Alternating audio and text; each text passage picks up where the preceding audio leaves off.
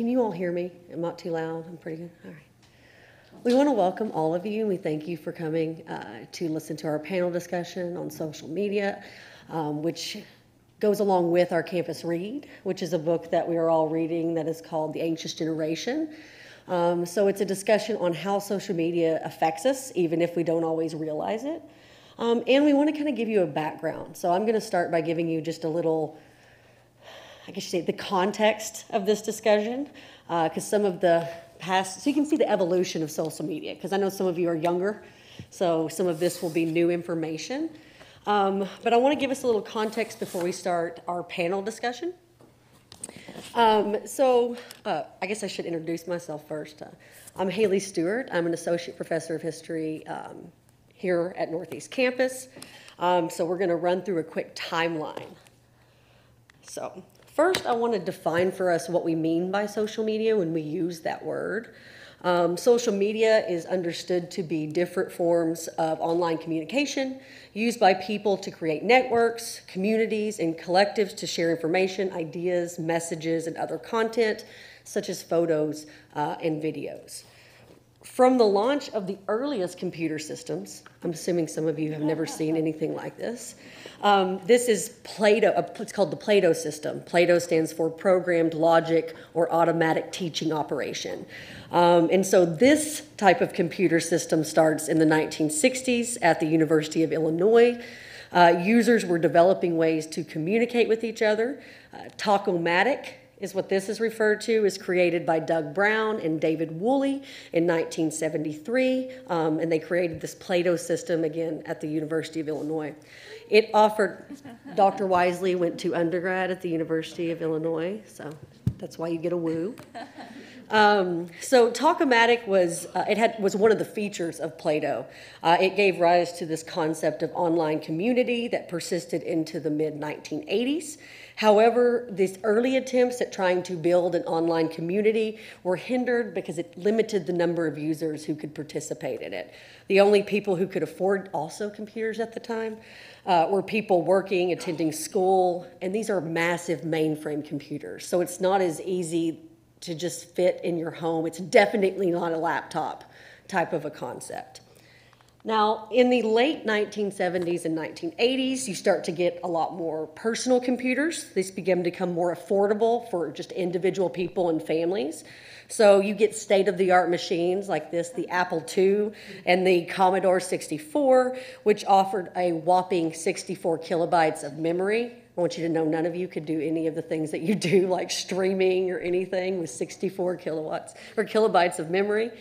And so with the invention of these, though, it made it more accessible for families. So you would have a home computer, okay? When I say a home computer, I mean it's like in the living room or it's in some like shared space where everyone would use the same computer. I know for some of you it's hard to even imagine having to share a computer in that way. But this is what's going to really allow for the explosion of, larger social media networks because it becomes more accessible to people. Now, somewhere around 1978, you get what is called the Bulletin Board System, or BBS for short. It was a computerized system. It was accessed via dial-up modem. Anybody know what dial-up modem? You could not talk on the phone at the same time as you had to log on to the internet. So it was used you could exchange public messages or share files. Any user could post messages that would appear on the site, so everyone who could read it. It wasn't any way you could privatize any of that. It often began conversations between interested participants. You could download it, you could print out messages, pass it along to other people. It's the dial-up modem at this point, though, that deals with the accessibility issue, because sometimes if you wanted long-distance phone calls, it cost a lot of money, okay? So like you could only access it at certain times or in certain ways, especially if it costs a lot, you might not be able to stay on it very long.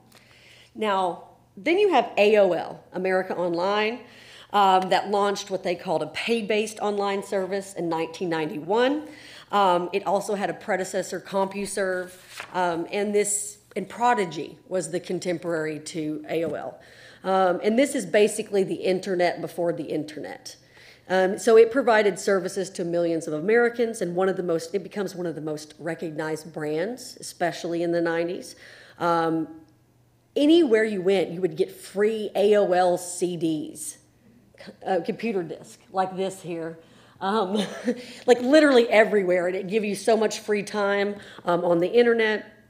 It pushed it as free entertainment.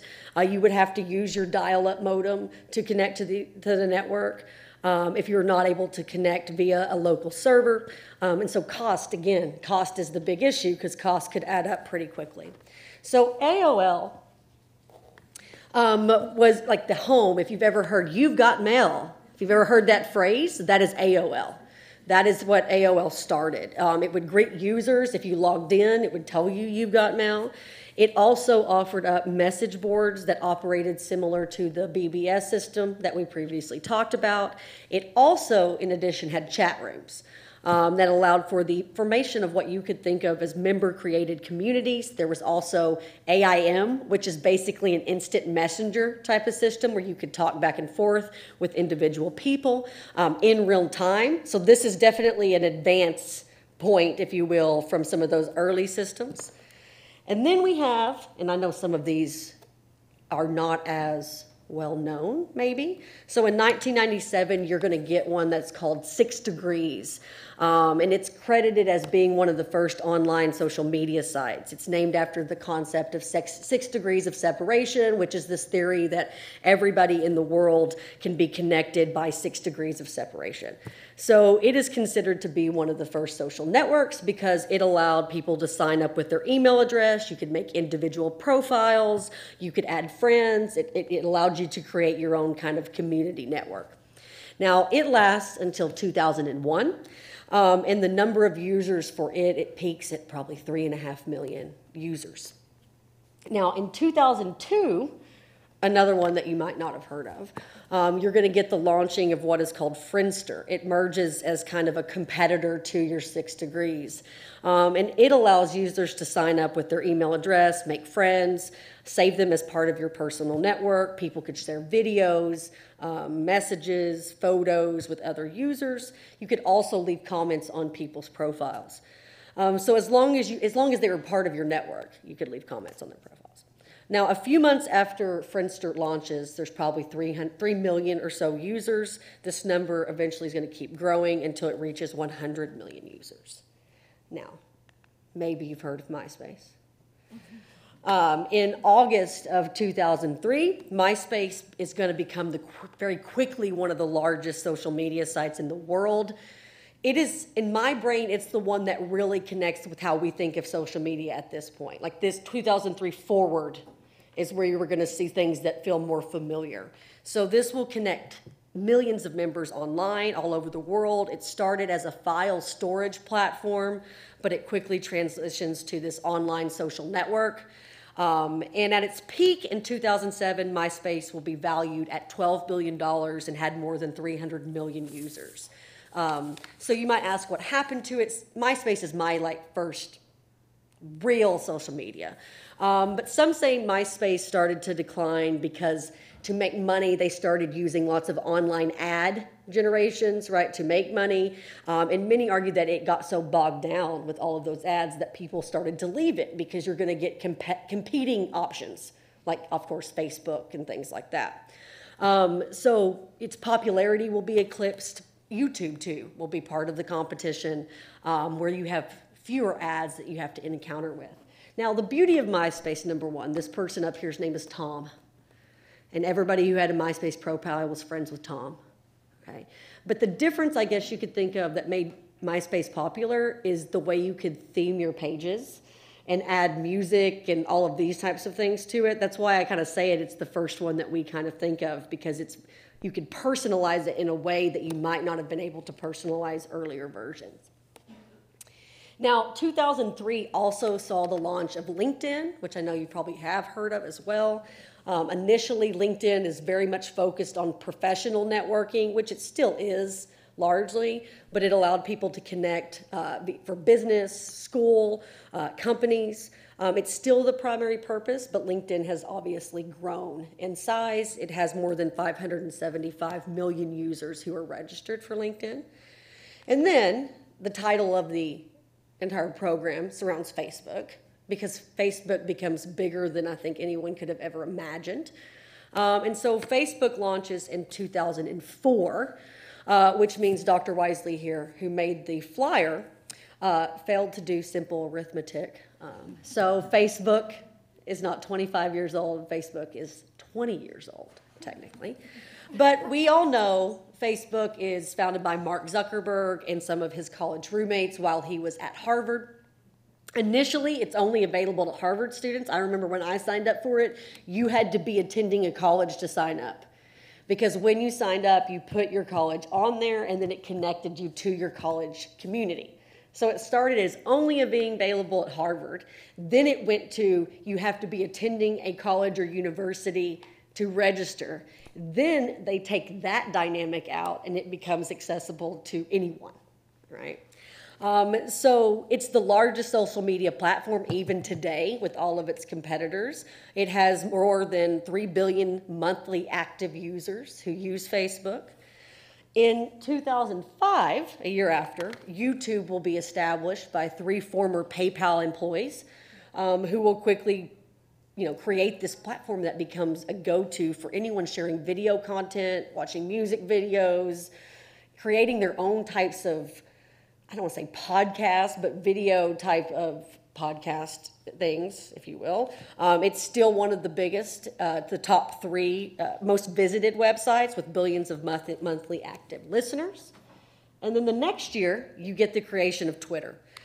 Twitter is established by Jack Dorsey, Biz Stone, and Evan Williams. They create this popular platform where you get 140 characters, which is very short. People had to learn to convey things in very succinct messages, and then of course you get the threading of messages so you can say more.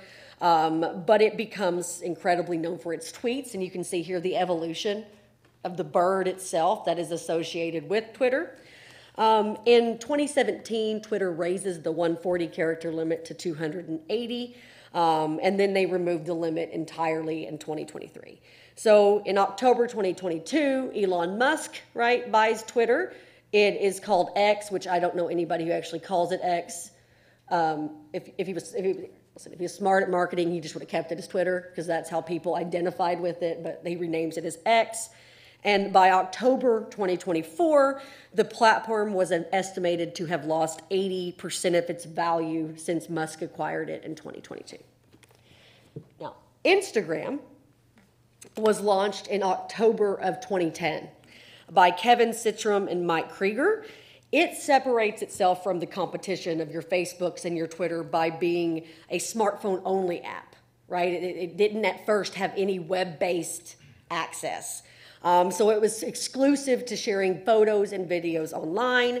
And you can even see in this image here, this was supposed to be after a Polaroid camera, which I know Polaroid cameras are making a comeback as like a retro type of thing that young people are doing. But it was, to kind of connect with the image and photo. So the restriction of some of those things was lifted in 2015, and you have Reels and you have all these other things that it does. So Instagram grows incredibly quickly. It surpassed 1 million registered users within 2 months of launching. It currently has approximately 1 billion active users, which makes it the 6th most popular social media platform in the world. In 2012, Facebook buys it, and puts it under its umbrella that they call Meta. And it buys it for approximately $1 billion in cash and stock. The next one I want to mention is Snapchat. It was launched by Evan Spiegel, Bobby Murphy, and Reggie Brown in September of 2011. Its distinguishing feature among its users is it allows you to send photos to one another, but it disappears shortly after they're open, It's limited. There's some sort of a privacy kind of dynamic played into that. So today, in addition to this service, Snapchat also allows people to chat with one another as well as share a 24-hour story so you can see stuff for a longer period of time. In 2023, Snapchat has over 300 million active users. It's popular among younger people. Maybe it's the whole like your messages disappear so no one can like read them. But its most popular demographic is 18 to 24-year-olds. Now, our most modern one that I know is surpassing and becomes the most popular with young people is TikTok. TikTok was originally launched in China as Douyin, but was later rebranded for international marketers as TikTok. It hosts user-submitted videos, which can range from anything from 3 seconds to 60 minutes. Since its launch, it has become one of the world's most popular social media websites, especially among young users. It surpasses Google as the most popular website in 2021. Now, as we all know, because it's more recent, TikTok has come under some scrutiny because of its data privacy violations, concerns about mental health, misinformation, offensive content, and its role in the war in the Middle East, Israeli-Hamas war or Israeli-Palestine war. Countries have fined, banned, or attempted to restrict TikTok to protect children out of national security concerns over possible user data collection by Chinese government through what is called ByteDance or BitDance. And of course, this is not an exhaustive list. There are so many other types of social media platforms that we can't talk about. There's some that have come and gone and no longer exist. But the ones we've included in the discussion are some of the bigger ones that had kind of a great, maybe a cultural impact, even though it might have been fleeting. So there are lots of others that are included in this. So this, you have more than 4.6 billion active users globally. Under 70% of Americans have some form of social media network that they are connected to. The number was just under 5% 20 years ago. So under 5% of people had some sort of social media presence or social media account. And now we are to 70% of Americans have a social media account. So that's an explosion. And when you have something that big, no matter what it is, it will affect you as a society, as a community, as individuals. That's just the reality of the human experience. So we want to talk a bit about some of that, because there are pros and cons, but to discuss some of the complexities of social media and how it has affected us. So I'm going to turn it over to our moderator, Sarah Reed, and me and my fellow panelists will kind of discuss some of the complexities of social media. Awesome. Thank you for that history. So Haley already introduced herself, but I do want to introduce our other panelists before we get started. So to Haley's left is Nathan Starr, who is one of our mental health instructors. So thank you, Nathan, for being here. Janelle Buck is psychology. And at the very end, I can barely see him, he's so far away, no, is Adam Ramsey, who teaches government. So we wanted to give you a big view of how social media affects society, government, politics, all of that. So my first question is actually for Haley. And this is a question that I think especially younger generations might be really interested in. I don't know that a lot of people kind of remember what news was like before social media. So my first question is, Haley, how did people get their news prior to social media? We can take this back centuries and talk about how people got their news. But one of the most steadiest forms of news has been newspapers or pamphlets. But that only comes in with the ability to print things. Right? So there are a lot of informal ways that people got their news even before you get newspapers, which is community. You would go to places that are known for that. So I think in places like Britain and America in the 18th century, which is the 1700s, you have things like coffee houses and taverns. And we think of these places as places that you go to get coffee or maybe beer or food, but these were also social places where people could learn the news of the day. If they were illiterate and could not read, people would read things out to them or share the news that they had, of course. But once you get the advent of, the printing press and the ability to print quantities of copies of something in a much easier way, then people start to access a lot of news via print. Now, I hope this doesn't shock you at all, but historically, news has always been partisan.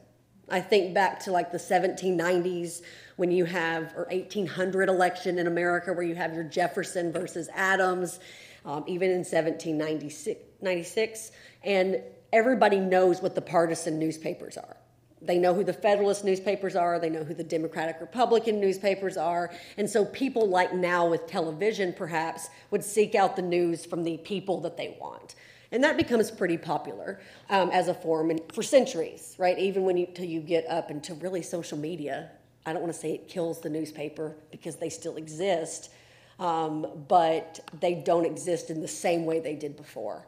So you have that kind of print media, but I can't underestimate the oral aspect of news and how much people talked about news, whether it's local in your community or at a state level. I'm pretty sure my grandmother had a standing appointment every day with one of her friends where they would talk about everything that was going on within the town, politics, education, whatever it might be. So I think for us in our modern era, sometimes that oral aspect of how we communicate things and how we share information seems more foreign maybe than in earlier eras. So there's a lot of ways, but I think newspaper, and then of course with television.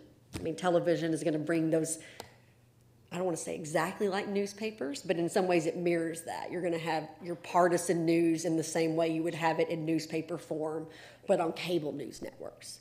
But even then, people would have a variety of ways. Maybe they'd read it, maybe they'd listen on the radio, and then once they have a TV, maybe they would listen to it on TV. But you would still get it from a variety of ways. What you would read in a newspaper, you're going to absorb very differently than what you watch on TV.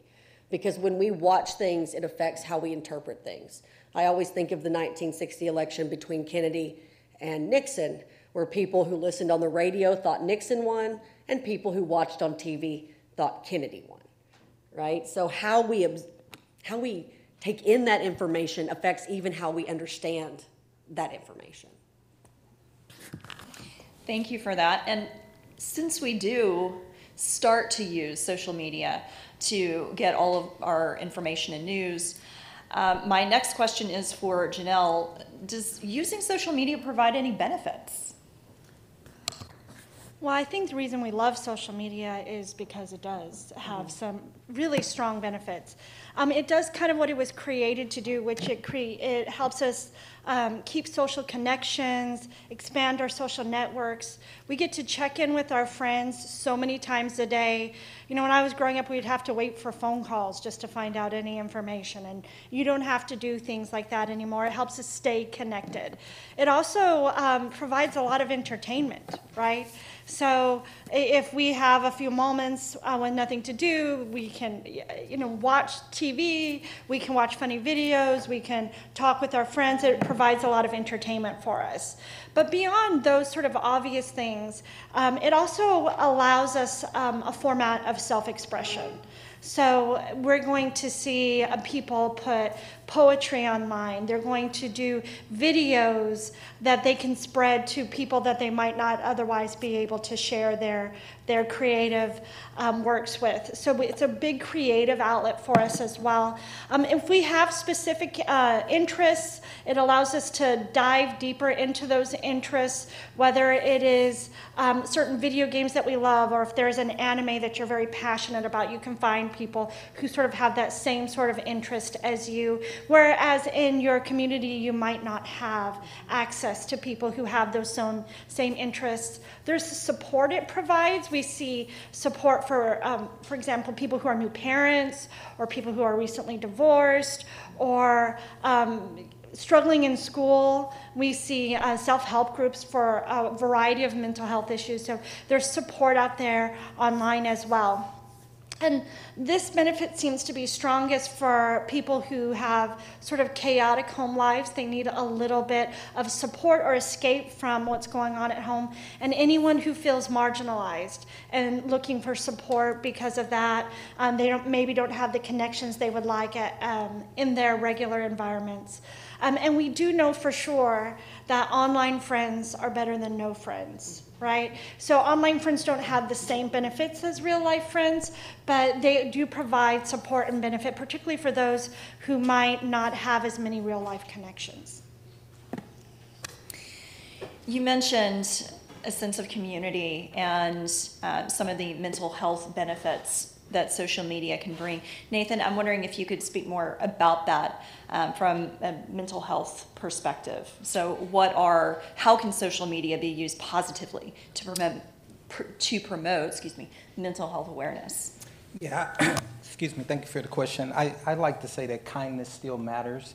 I can remember back to at the beginning of the social media era, there was random acts of kindness where people would post paying for someone's groceries or purchasing a meal for someone.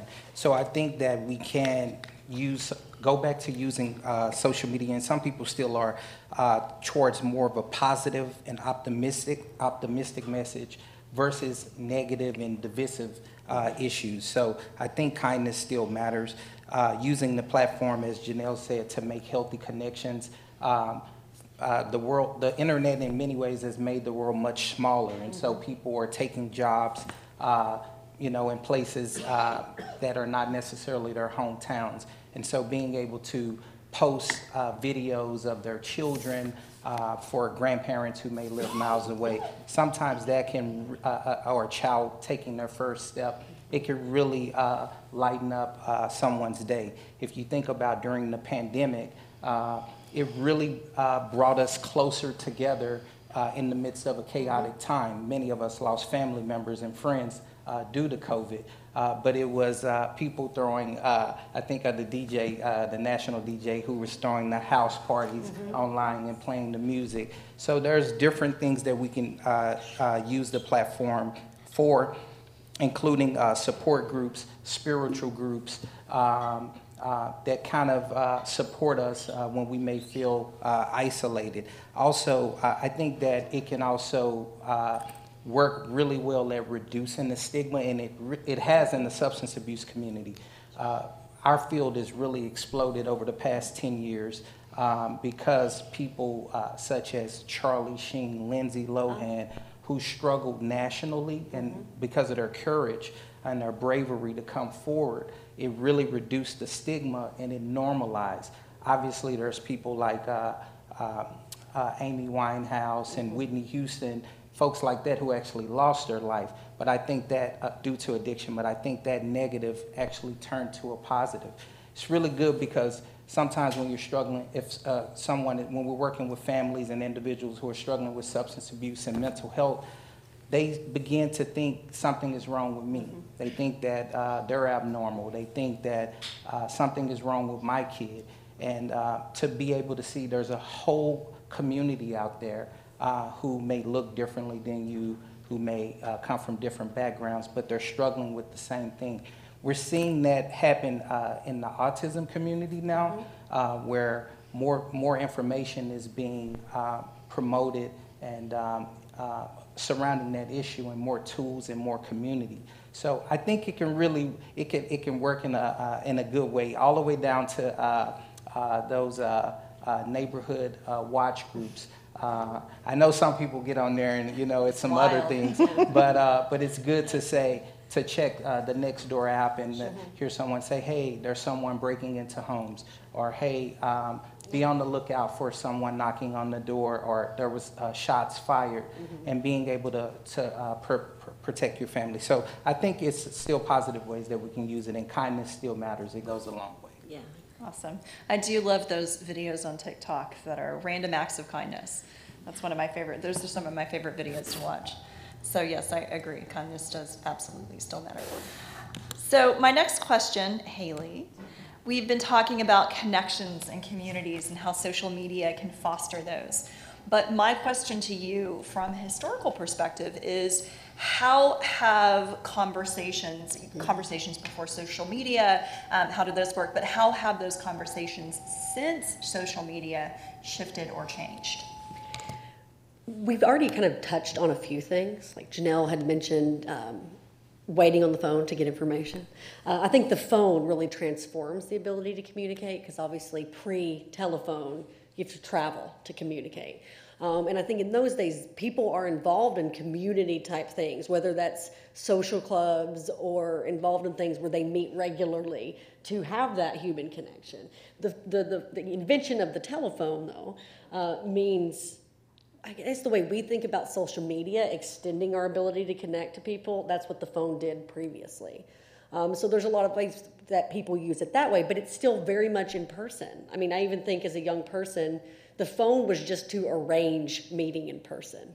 But there was constantly things you're doing to fill your time.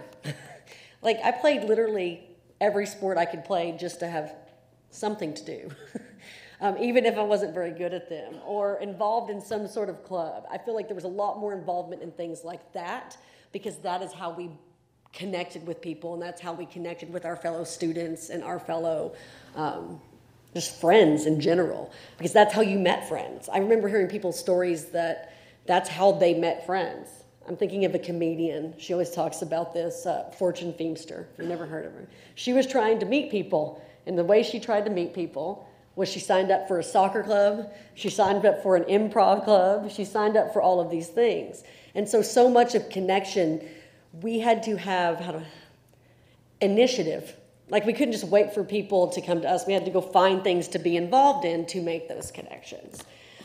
So communication, I guess it's harder in some ways because you had to make that effort, but in making that effort, it allowed something that I think social media is difficult to do, which is it allowed you to build community in a different way with people, where you had these stronger bonds.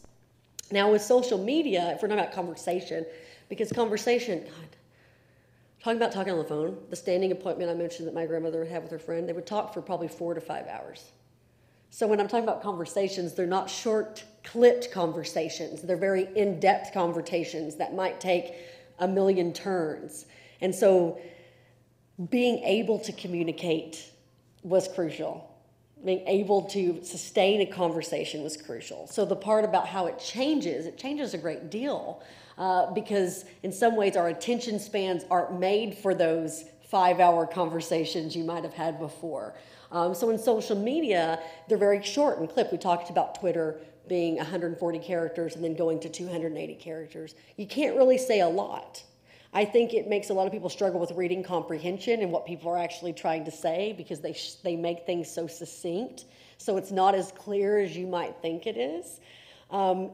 Social media also allows for you to leave a conversation when it gets difficult or it gets complex.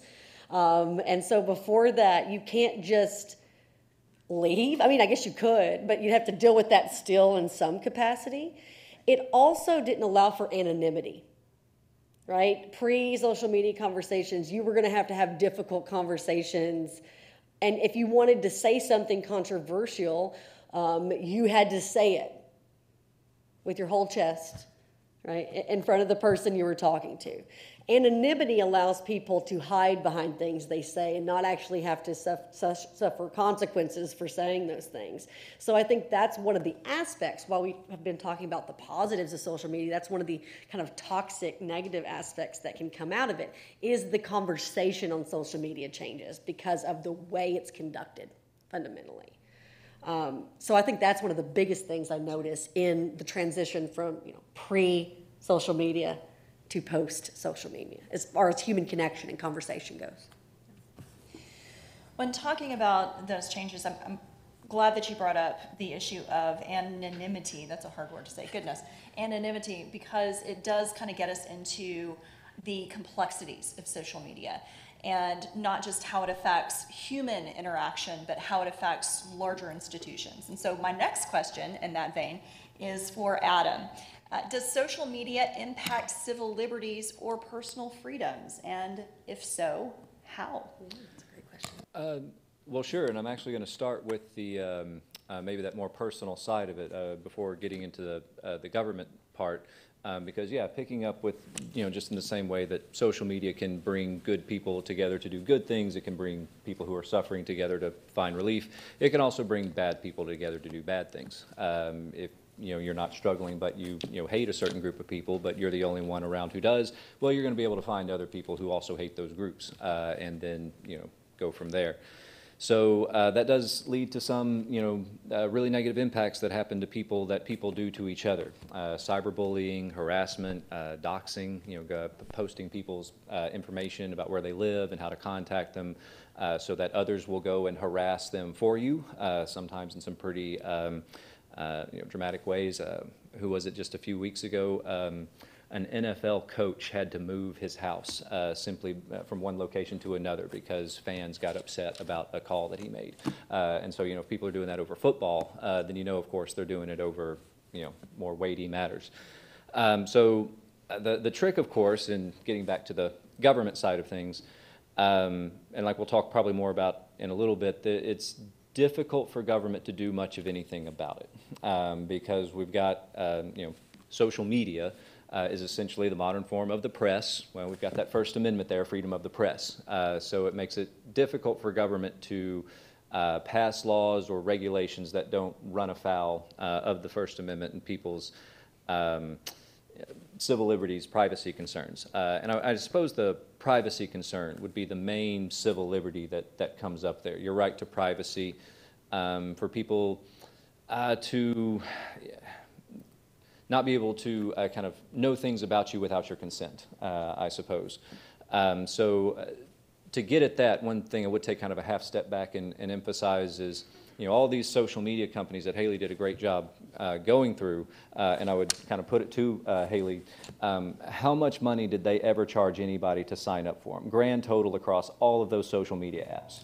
$0. $0. And yet Facebook, Meta, Twitter, multi-billion-dollar companies. If you are not giving them money, where are they getting it from? Nothing in America is free. Nothing anywhere is free. You're not paying with money. You're paying with information. You're paying with yourself. So they take your information and then they sell it to advertisers. They sell it to marketers. They sell it to other companies. And so you may not have realized or been thinking that when you're having a conversation with a friend or clicking on a link, that you were basically telling Facebook or Mark Zuckerberg, give me more of this. I like this thing. Don't tell me about that. I don't like this thing. He takes that information and gives that to advertisers, who then give you the things that you want, don't give you the things that you don't want. And it's essentially a tool that can be used to manipulate you. So that's kind of I would say the short answer to the civil liberty concerns is how much privacy do you actually have, who controls that information, what can they do with it, what can they not do with it, what should you know, what should they tell you about what they're doing with that information, what do they not have to tell you, and of course it gets really complicated when so far we've talked entirely about private companies. But to what extent should the government also be able to access that information or use it for national security, crime prevention, or perhaps just discouraging certain people from voting? Those are kinds of civil liberty type questions that pop up. You put information out there, but it doesn't disappear. It's used by somebody for some purpose, and it's not always for a good purpose. I love that you mention information. I have a personal example of that. Just the other day, I was looking on Google for an image of tulips as a profile picture on a completely different app, and then started seeing advertisements for tulips on Facebook. 3 different things. If I may, it's crazy how that works. Mine was felt even, mine kind of moment like that felt even crazier because I wasn't even, in case you haven't noticed from that spiel, I'm not much of a social media person. And so, yeah, I generally try to avoid them, but you kind of can't, is almost Right. the point. My first experience with that was I was telling somebody that my grill grate was old and I needed to replace my grill grate. And so I needed to find a place to go get that. I didn't search for it. I didn't type it into anything. It was a conversation I had. Next thing I know, I'm getting ads at Home Depot for grill grates. So, I mean, it's not just the social media apps. It's Right. also the phones themselves that are listening to you and then using that information to sell you stuff.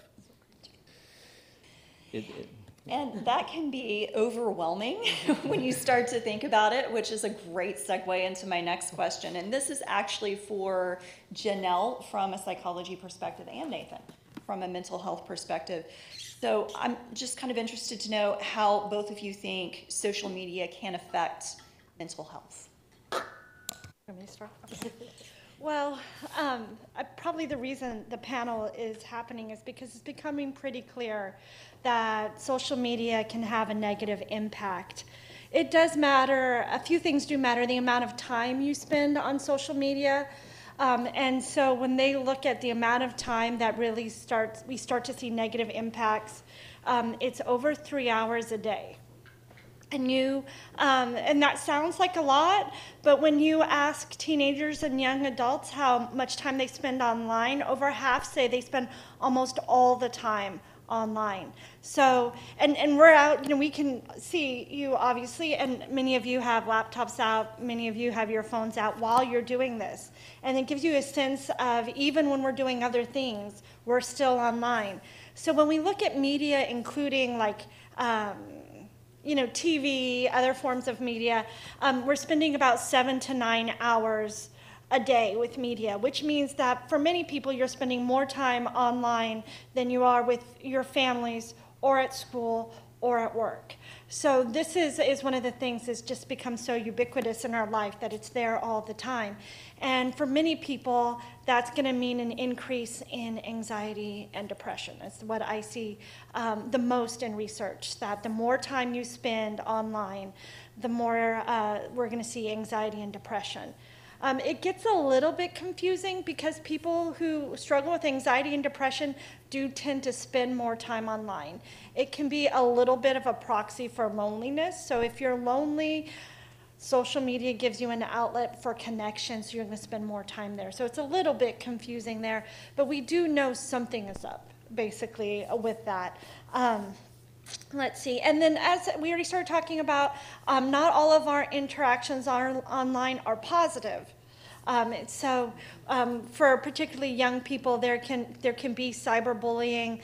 For teenagers, are websites that are specifically meant to shame and harass, right? And no one needs your permission to put you up there. It's one of those issues with social media. So we do have a lot of negatives in that way. And we do know that not only do people with anxiety and depression spend more time online, it tends to be worse for them. Like the negative impact is worse for them once they're online. So we have kind of this circular thing happening that can be quite negative for some people. Yeah, and to add on to that, Jonathan Haidt, who wrote the book, The Anxious Generation, who a lot of these talks are inspired by, he talks about the three things is the internet, the smartphone, and social media. And he talks about the evolution. And he talks about how we've moved from a play-based childhood to a phone-based childhood. So it's essentially we've lost the ability to play. And that's when we're working with patients who have mental health and substance abuse issues. One of the things that we ask them is, what do you like to do for fun? What are some of your hobbies? And they're at a loss. So they've lost their ability. We've lost our ability to play in many ways. In the book, he makes a distinction between girls and boys. I see it a little bit differently, but he talks about how girls are more lean more towards social media, and boys lean more towards video games, and therefore, they have the social comparison issues, and the boys have the isolation issues. I think I don't totally disagree with the numbers, but I think we can look at that broadly, and I think those are concepts that the American public we struggle with. I think that there's a lot of social comparison issues, which obviously leads to anxiety and depression. A lot of that stuff is unrealistic. We've all prepared to travel somewhere, and you looked at a place online and it looked one way, and then when you got there it looked a totally different way. And I think a lot of the images that we may be seeing from people's personal profiles are the exact same way. They look one way online, and then when you meet them in person it's another way. But I think the whole notion of the video games, the isolation is really the biggest piece, right? And I think two things. So one, that isolation, obviously the Surgeon General has said that loneliness is an epidemic in this country, right? So the data shows that even the people who have connections online, 50% of them still report feeling depressed, and so it doesn't equate with human connection, as Haley mentioned. Now, isolation from a mental health perspective shows up in two different ways. It shows up as boredom. It also shows up as loneliness. And our working definition of that is boredom is the absence or the lack of meaningful activities, and loneliness is the absence or the lack of meaningful relationships. And those are the two things that I think we're the most impacted by. Lack of meaningful activities, lack of meaningful relationships.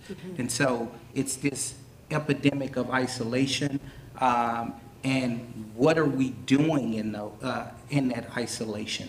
What makes addiction is when a person moves from drinking the six-pack with two of their friends to bringing the six-pack home and drinking by themselves.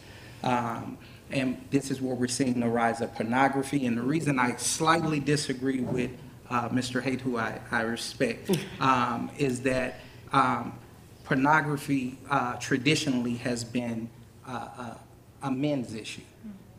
That's not the case anymore. It's both genders. So I think obviously there's some cyberbullying and other things that's going on, but the data also shows that book reading has plummeted, right? And so you talk the way you read, right? And so we've lost our ability to think critically about certain issues. And so those are the main issues that I see impacting our mental health. Okay. So what I'd like to do now, we've talked about how social media impacts people. What I'd like to do now is to talk a little bit more about how social media impacts different aspects of our lives. And one of the areas where we see a big social media presence today is through news networks. So my next question is for Haley. At what point did social media start affecting mainstream media? I've talked with a few colleagues about this because of the timing. I'm going to get as close as I possibly can. But I think sometime in the early 2000s, around Katrina type of era, the Hurricane Katrina. If you don't know what Hurricane Katrina is, it was a massive hurricane that hit New Orleans. And you start seeing it affects mainstream media, and that mainstream media no longer is this kind of separate thing where they're doing investigative journalism, but they're soliciting news via social media. Like if you've ever been online and there's been some sort of disaster and maybe somebody shares a video of what they're experiencing. You think about the hurricanes in Florida recently, you will find news media people underneath being like, can I use your video? Can I use your video? Can I use this? And so in some ways, media has, when I say media has failed, that's an entire separately panel that we can talk about, like the different weaknesses of that. But one is it undermines itself when it starts using social media as the place where they're acquiring information. So you even start getting, in the early 2000s, segments on some local newses where they will talk about what's happening on social media or what the news is on social media. So in some ways, it distorts even media's ability to understand the population, because they're understanding the population through this lens of social media, which isn't necessarily reality. So it obscures both sides of it. So I would say somewhere around 2005 is where you really start to see the shift. And now you can really see some of the consequences of that, where that reliance on social media for news has even weakened journalism, investigative journalism, the ability to provide the service that mainstream media is supposed to provide to society, roughly. So I think you can see how they become dependent on one another, but then it weakens. Like Nathan was speaking about the reading comprehension, the critical thinking. In some ways, media has fallen into a very similar trap where they don't know how to communicate complicated concepts right, to the masses in the same way. And I think it's that shift in reliance to social media as a place to find out what's going on.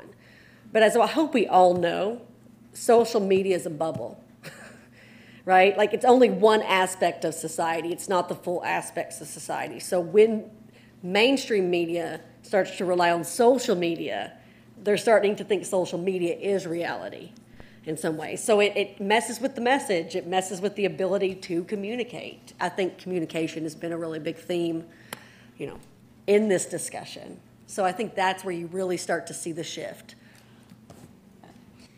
So when we're thinking about how social media can sort of drive how we get our news and how we get our information, there is a political aspect to that. And Adam, I'd like for you to speak a little bit more about that political aspect. What does the law say about social media? I mean, we have so many different things coming out about deep fakes and all of those different kinds of things. So can government regulate it in any way? And if so, how? So yeah, it's one of these situations where we've got competing rights. We've got two things in the First Amendment that are kind of working against each other here. You have your free speech rights to say what you think and what you want, but media outlets also have protection, freedom of the press, which again, if we were to update the First Amendment to modern language, we wouldn't say freedom of the press, we'd say freedom of the news media. So the question in this kind of to what degree can it be moderated? The government can't really do much about it at all, because for government to tell you what you can or can't say on a platform would violate your free speech.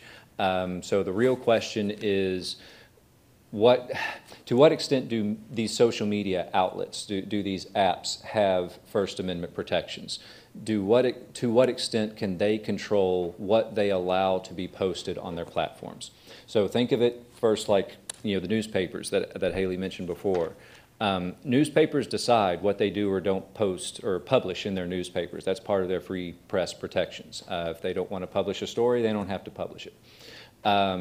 For social media, it's kind of a similar thing. Should they be allowed to moderate the content, to decide what is and what is not allowed to be posted on their platforms? Or are they not allowed to regulate such content? Right now, we actually don't have an answer to that question. Like I tell everybody when they ask me what's constitutional or not, I said, don't ask me, ask the Supreme Court.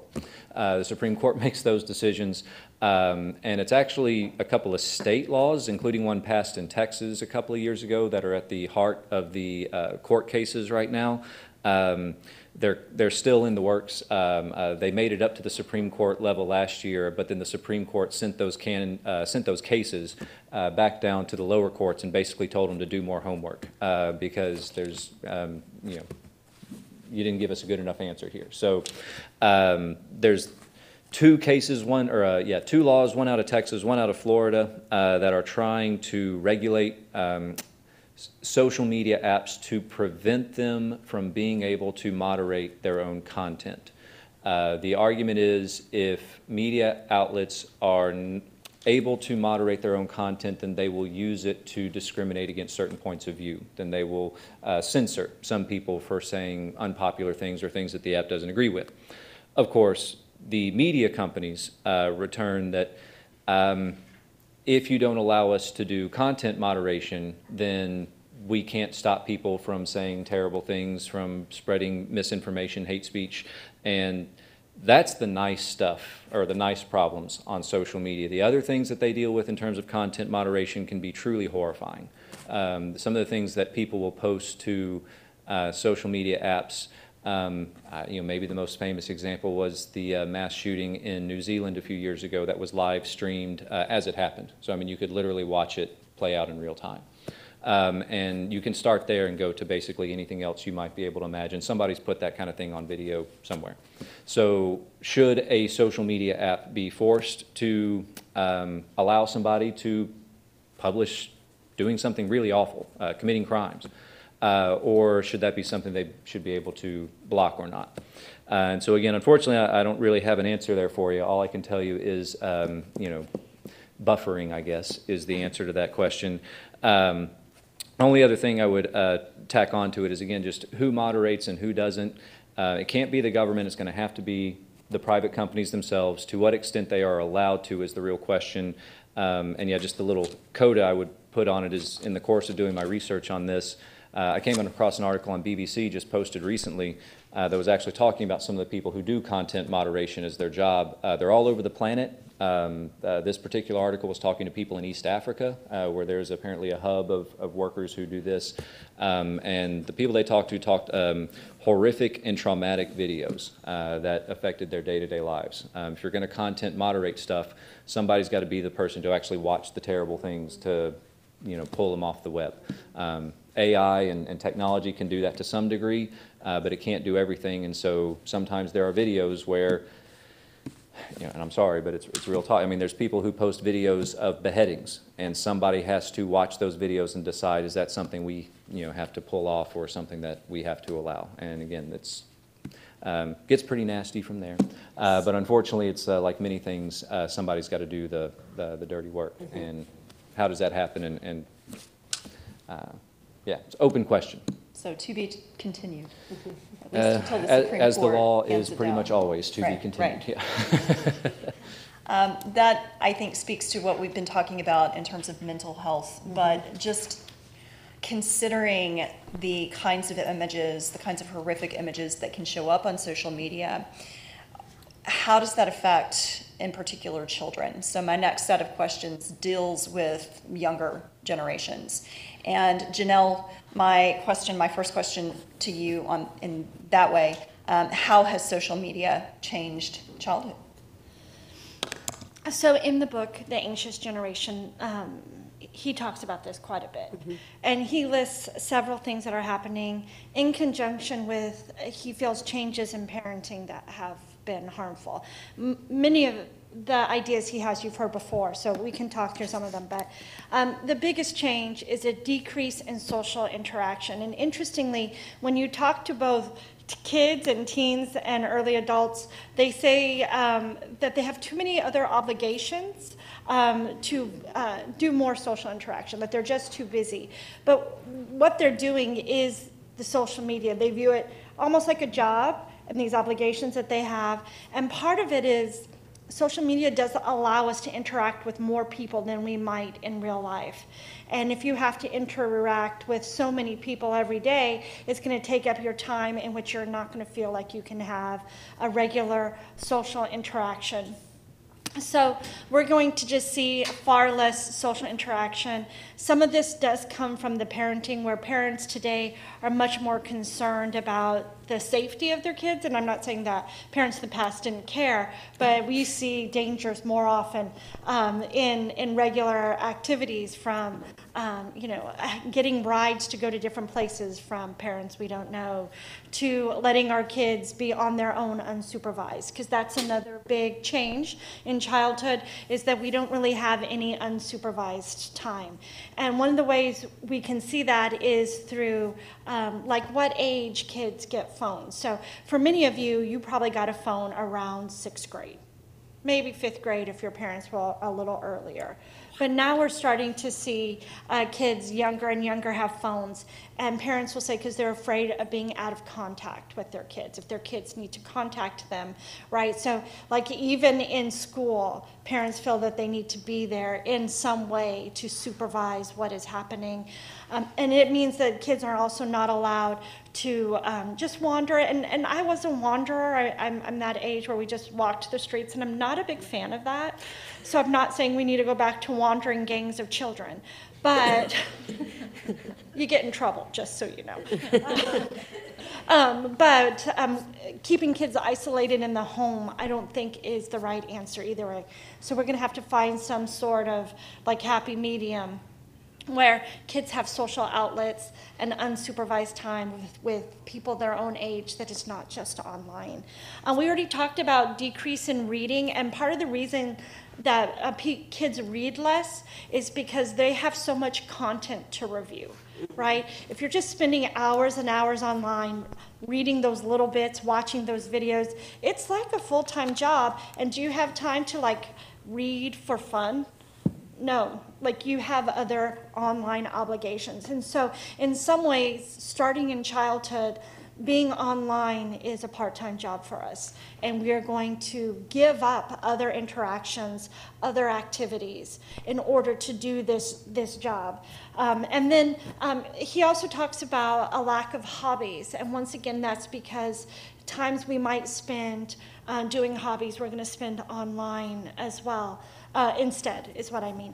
And so we just don't have the same interests that we would have.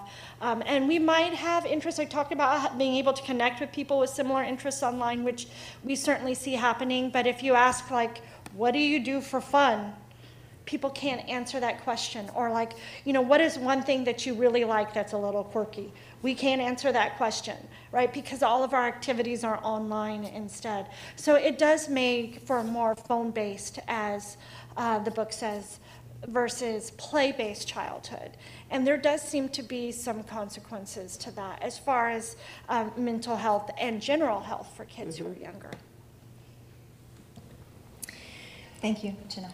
One of the things that comes up, and this is even before social media, when I was growing up, this was a thing as well. Not that I'm a million years old, but kind of. But the idea of seeing images and comparing yourself to those images, these perfect images that nobody can fully realize, and the impact that has on one's psyche. So my next question is for Nathan. What is the relationship between social comparison on social media and anxiety levels, in particular in young children, adults and children? Or young adults and children, I should say, sorry. Children. I think it's exactly what the question says. I think it's a correlation between the social comparison and anxiety and depression. Because a lot of those images, as we've noted before, a lot of those images are curated. I don't want to name any names, but there's a lot of what I guess they're called influencers now, but famous people, a lot of them who are actually good people that mean well. But we've heard this before. People are posting their best images, their highlight reels, versus we see some people posting the bad times, but most of the time it's vacations, good things, which are family celebrations, what do they call it, relationship goals. But you don't really see the challenges that relationship may be going through. Or you see the picture of the person graduating, but you don't see the pictures of them pulling all-nighters and studying. You see the pictures with the person with the big house and the success, and we're for success, we're pro-success, we're not against success, but you don't see the work that they had to do. So I think it can work two ways. It can work as an inspiration, which is what it should do, for a person to say, hey, that person, I admire them, I appreciate what they've accomplished, I want something similar to that, and you know what, how did you do it? I want to emulate that and do the work. It can work that way, but most of the times it becomes unrealistic because some of those things are curated, and so, or a lot of them are curated, and so unrealistic expectations produce frustration. Unrealistic expectations produce anxiety. That anxiety produces depression, and what we see from a mental health and substance abuse perspective is when people have that anxiety and that depression and that frustration, they don't know how to really deal with that, and they either anesthetize the pain or they want to numb it, particularly with alcohol or drugs. We're seeing an explosion over the past 5 years with alcoholism. It's a quiet problem that's happening in the country, particularly we're seeing men who are 60. I know you said young children, so we see that explosion with young children coming into treatment with diagnoses that we hadn't seen before, anxiety and depression along with substance abuse. We hadn't seen that previously.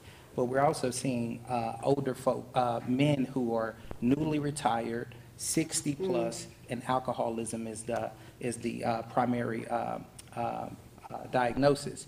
It's because, and they've been drinking for years, but it's exacerbated. So it's what you're saying. It's been there for years. The TV shows that we watch with the husband, the wife, the house, the 2.5, it's just exacerbated now. And so I think it's horrendous. It is horrendous. And we're saying it so much that I think it's losing its meaning, where, like, for instance, everyone is at the panel. I know they're engrossed in with the experts in the material, but once we leave here, just once you leave here, walking through the campus, once you leave the college, going back to your home, just look at the number of people who, one of my friends calls it tech neck, just engrossed, and not in a demeaning way or a condescending way, but in a way to say, it's almost like what's virtual has become more important than what's right in front of you, and it's this partial attention. The attention span is gone. It's almost, it's a disrespect where we can't have human connection one-to-one and really be in the moment and be present without checking the phone. I don't think that's malicious. I think there's a sickness there, and I think we're hearing it, and I know we're going to get to this, but I think we all have to be a little bit more mindful. I know myself, I need to be a little bit mindful with it as well. But this social comparison, it is exacerbated, and Adam hit the nail on the head. Somebody's profiting from it. So I think we can use it for inspiration, but most of the time, it seems to be getting the best of us. So. And if I could just jump in just real quick. And so I know some of you might be thinking, well, we all know that images are curated, and we already know that people are putting their, best face forward. But when we do studies and say, what do you think of this person? Can you tell that this image is filtered? Everyone will be like, yeah, obviously that image is filtered, that they don't look quite like this in real life. We ask a follow-up question and we say, but if you worked really hard, could you look like this person? And people will say yes, even though they're looking at someone who's not a real person, right? That's been very filtered. We also have issues like there's, it was kind of a movement to put like makeup-free selfies. And so celebrities did it, but what you should know is they're all wearing makeup in those, they're just wearing less. And so it's like less makeup selfies. And so we're looking at that and like, wow, they're so beautiful, which of course they are. But it does mean that we're having trouble being able to tell reality from fantasy. And we think we do it well, and we don't, is what I would say. And we're all guilty of that, by the Yeah. way. Like, this is a societal thing, just for context. Absolutely. So my questions now are going to kind of focus on, we've talked about the impact that social media has in our present day lives. I'm interested to get the advice from our panelists what impact social media might have on our futures. So my first question is to Adam, and this sounds like doom and gloom, I don't mean it to be, but does social media affect democracy?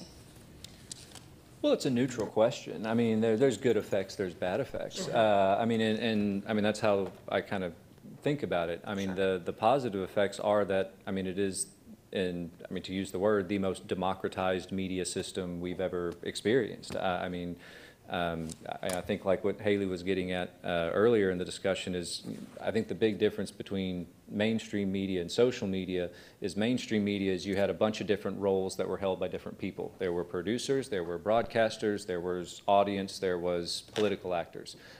You can do all that at once right now if you want to. You can pick and choose and be any of those things, any combination of them. You can be a producer, you can be an audience member, you can be a political actor. So in that sense, it's all very much, power to the people. You are in more control of the information that you have, of the information that you put out there, the things that you know, than any people in the history of people. But like we were just talking about, we think we're good at, picking out all the information or thinking through it or making sure we're exposed to all the different points of view, and we're just not. we are much quicker to believe a lie or a distortion that comports with what we already think or believe. We are very slow to believe or accept truths that contradict what we think or believe. So it's, again, just a human being thing. Any conversation you've ever had with a person, it's a lot easier to preach to the choir than it is to convert somebody.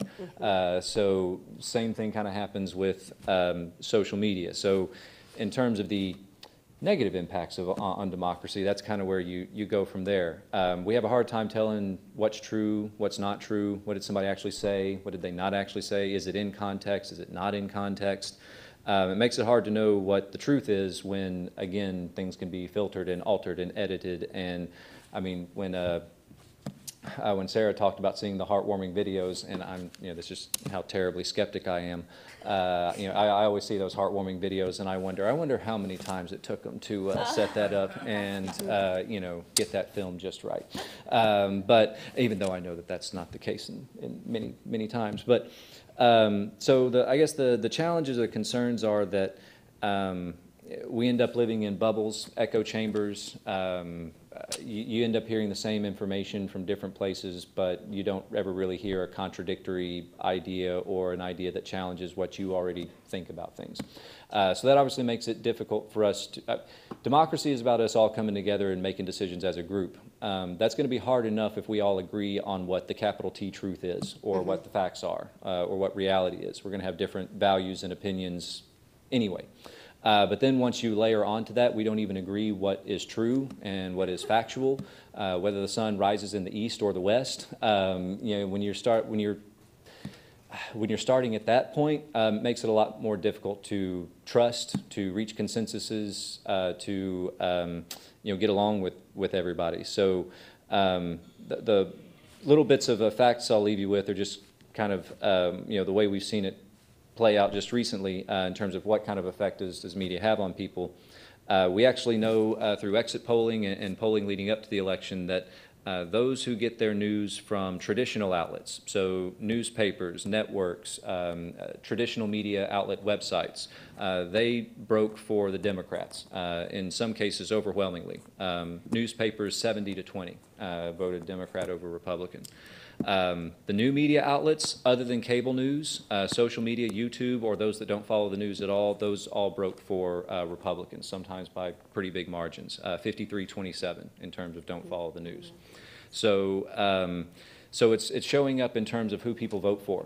Where you get your news from influences who you end up voting for. Of course, it may be chicken or the egg there, because you're voting for this person, you gravitate to different news, but it's hard to parse all that out. But the point is that there's clearly something there. There's clearly some sort of connection between where you're getting your information from and then what you're ultimately doing with that information. The good note is, again, you are in complete control of it. You just need to be aware of how it works and the effects that it can have on you so that you can then make better choices for how much you use it, how you use it, and maybe how much stock or not to put into it. And so, yeah, I think that's the main takeaway from a democracy point of view is the nice thing about it is that you're in control. The downside is, well, it's the Spider-Man thing. With great power comes great responsibility. You've got the power to control what you know more than anybody else ever has, but that's a big job. And so that means you've got to work a little bit harder to make sure that you're not being messed with.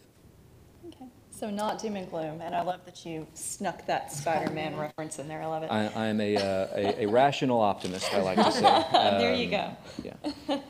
So my last question, we have talked a lot about how social media impacts people. My last question is for Nathan. What strategies can individuals implement to mitigate the negative impact of social media on their mental health? Yeah, two concepts that kind of evoke the thought on that for me. One is balance. My working definition of balance is not going to either extreme. And two, I like to think of social media. I mean, obviously, this event is for our students. Many of them, they grew up with the internet. They were born with the internet. And so I like to see social media as fire or as money. It can be used for good or it can be used for bad. Fire can be used to warm a house or it can be used to burn a house.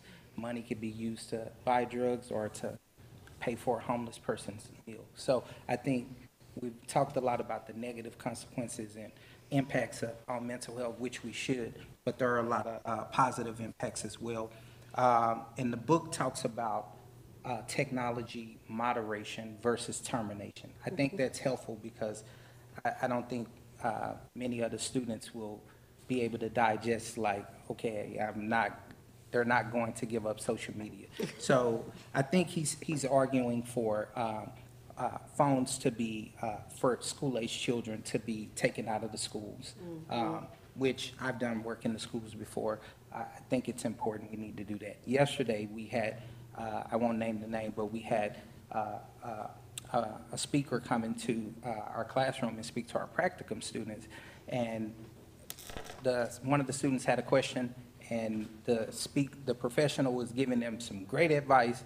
And right after they asked the question, they didn't even wait for the response. They were looking at their phone. And so I had to tell them, no, you can't do that. Listen to the response. They're giving you a response.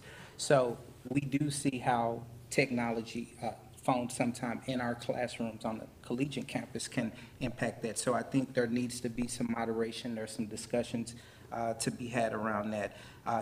He also argues for raising the minimum age for social media to 16. Obviously, you know, people were talking about fake accounts being created and so on and so forth. But I think you can still set the standard there and try to get family members and parents involved. For adults, I want to give some of the data. We want to encourage taking breaks. Some people call it a digital detox. We see a lot of high-profile athletes who've been doing this over the past 4 or 5 years. When they get to the playoffs or championship game, they just go quiet on social media. And most of them are working with a therapist or a psychologist who are saying, this is how we're going to quieten the noise, lessen the chatter. So I encourage that. I think it's good to take breaks. And then we want to teach people how to, we talk a lot about mindfulness. We want to teach people how to check in with themselves, right? The concept is to be aware is to be alive, right?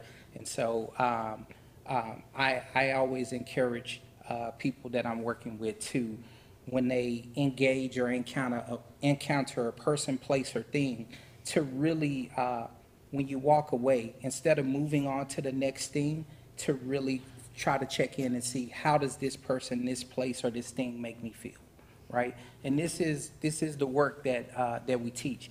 But we're so busy that, you know, busyness can be the enemy to greatness. So we want to try to check in. Even when you leave this event, you should be, you know, checking in.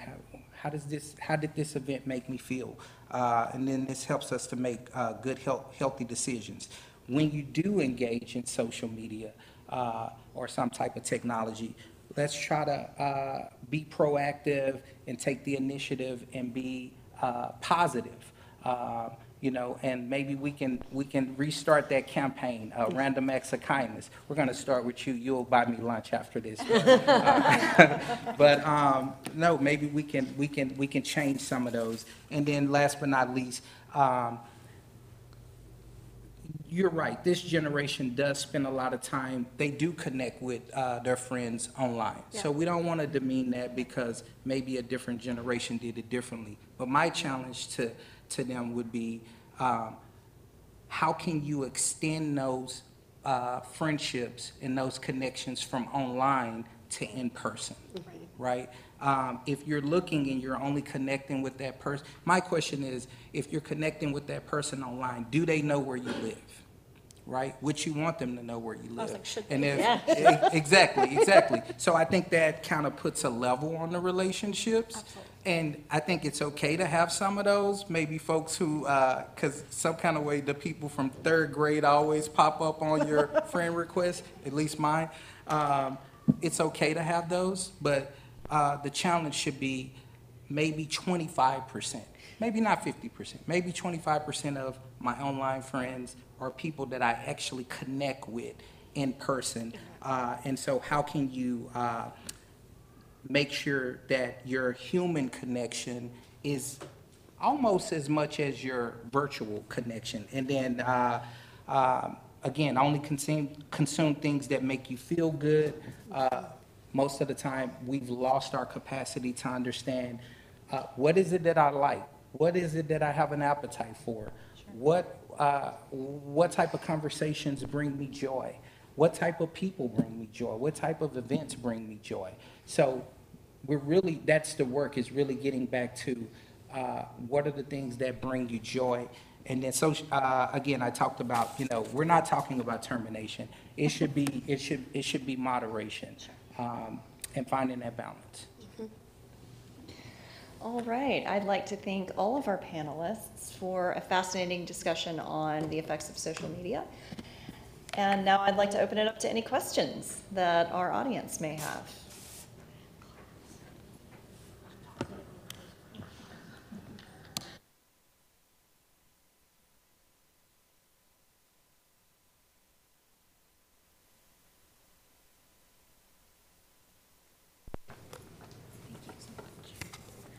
I just had a question about Telegram, because I can say I was subsisting off of Telegram during the pandemic, because it allows for what our governor, as a town square, open perspective, discussion area.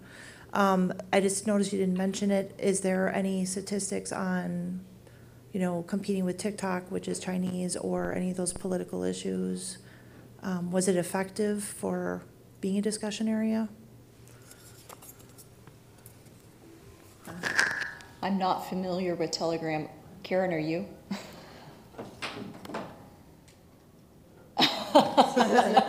Okay, so Governor Abbott is on Telegram. Okay. And when he made these, decisions about TikTok, Okay. because I do have 4 children college age, of course, I'm Sure. like constantly checking these issues.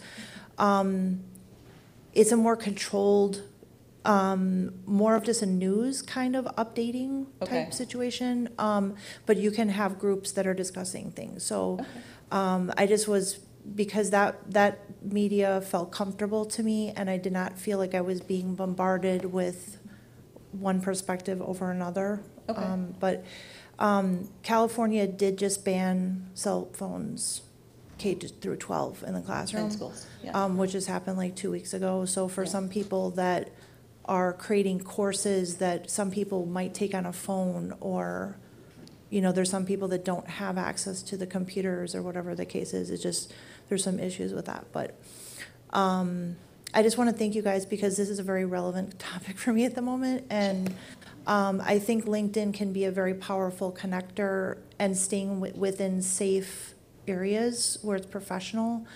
The one thing that, as an instructional designer student, I would say is, I feel discussion boards inside classrooms are safe spaces. It's being supervised. There's a professor there who could moderate it. And I think that if we try to re-energize the students towards discussion groups that are about topics that are relevant to them, that they can express their, and joys and disappointments or whatever the case is, but to put it in a safe space like that, it would be helping their academics at the same time. So just to try to get them in there. Thank you. Thank you. I think that's a good idea. Any other Any other questions? Oh, Karen, okay. Oh, sorry. Just over there turning in circles. Janelle, this is sort of a question to you on something that you brought up, but anybody feel free.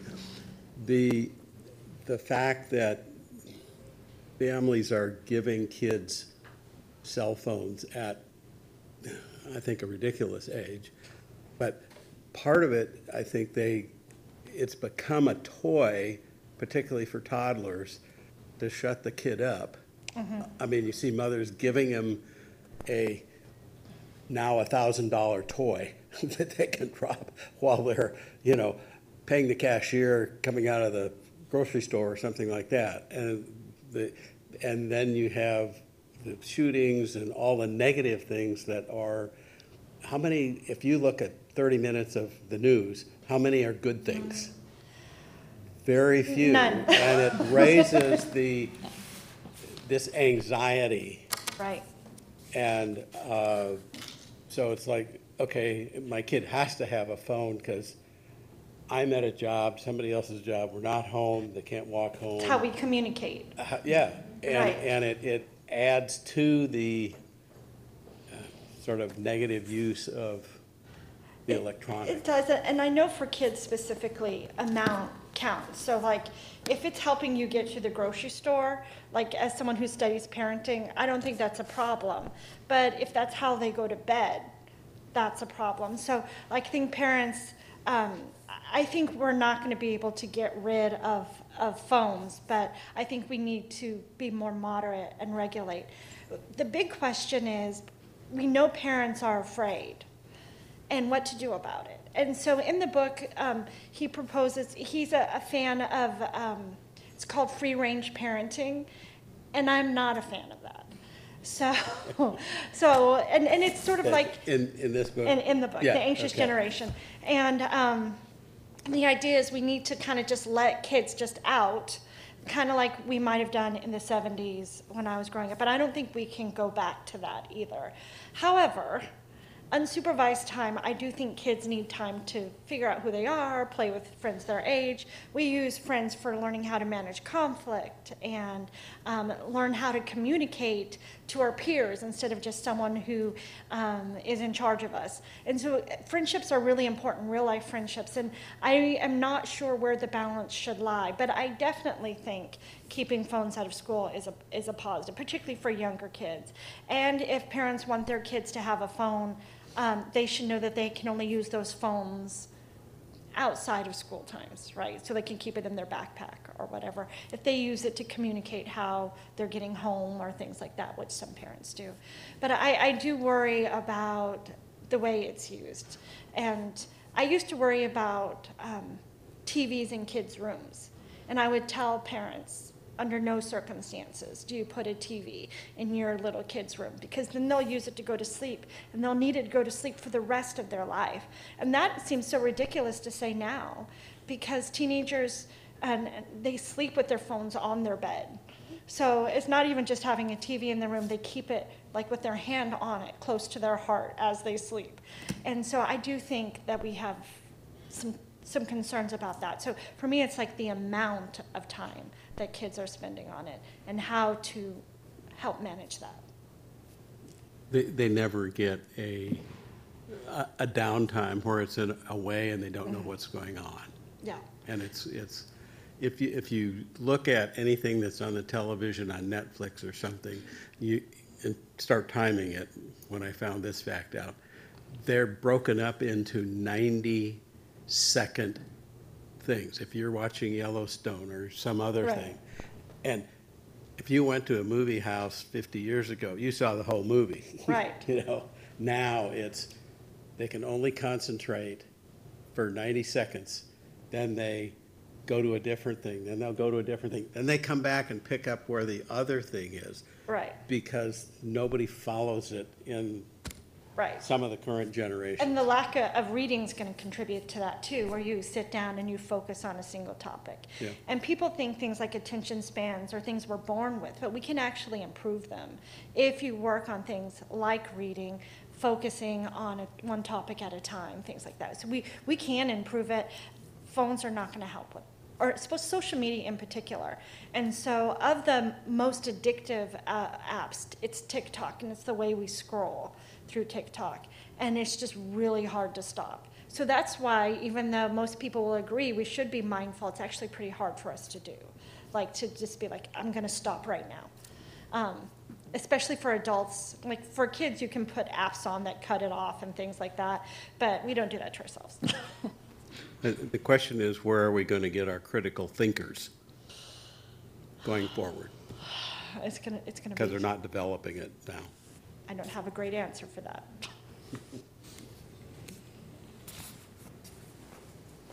Here's one. Hi. I'm sorry, I did step out for a second, so I hope I didn't miss this question. But my question is for Nathan, and the way do you feel social media has affected the way we empathize with other people, or the way that we empathize with certain news events that we might feel that is disastrous or horrific?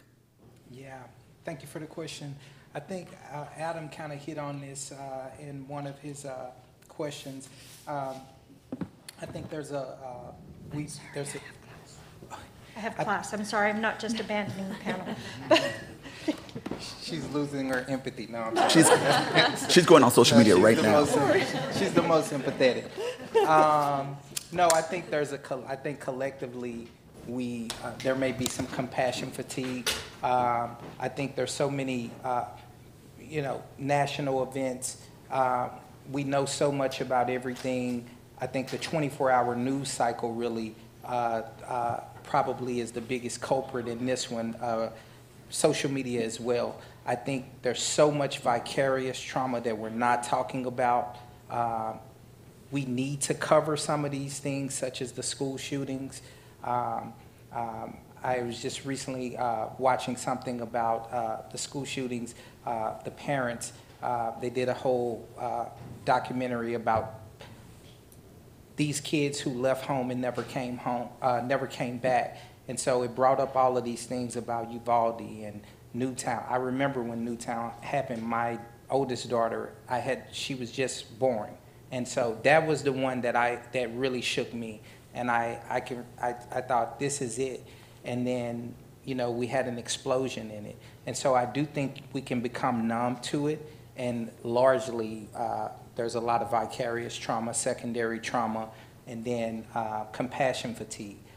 On the opposite side of that, social media has also amplified, it's kind of brought a lot of empathy out for other big social issues when people get behind it and they see it. And so I think it's just, we have to be more intentional. I think we can turn it around. I think we just have to come together on the things that we do agree on. And most people agree that, I know it's controversial about the guns, which I'm not getting into, but I think most of us agree that kids shouldn't be murdered, right? We're on a campus right now. Nobody wants someone to walk in and just start shooting. So most of us agree on that. It's others. So if we can focus on those things, I think it can produce the empathy and enhance the empathy, rather. So it's working both ways. Some of the stuff we're getting numb to. You see one of these news stories, you're like, oh, that again. And you kind of, so many of them happen, you lose count on I'm confused about Parkland and another one because there was so many right in between. I know that sounds bad, but I think we got to focus on the things that we agree on. And I think it can enhance, like he's saying, where does the critical thinkers come from? I think that's something that we all care about and we can rally behind. So that's my response to that. I'm rational, optimistic as well. All right, thank you so much. All right, it's a little after 2, so if you want to stick around, if you have other questions, you're certainly welcome to do that, but I know that people have class and things like that. So thank you all for coming. I hope that you took something from this, and have a great rest of your day and a great rest of your week.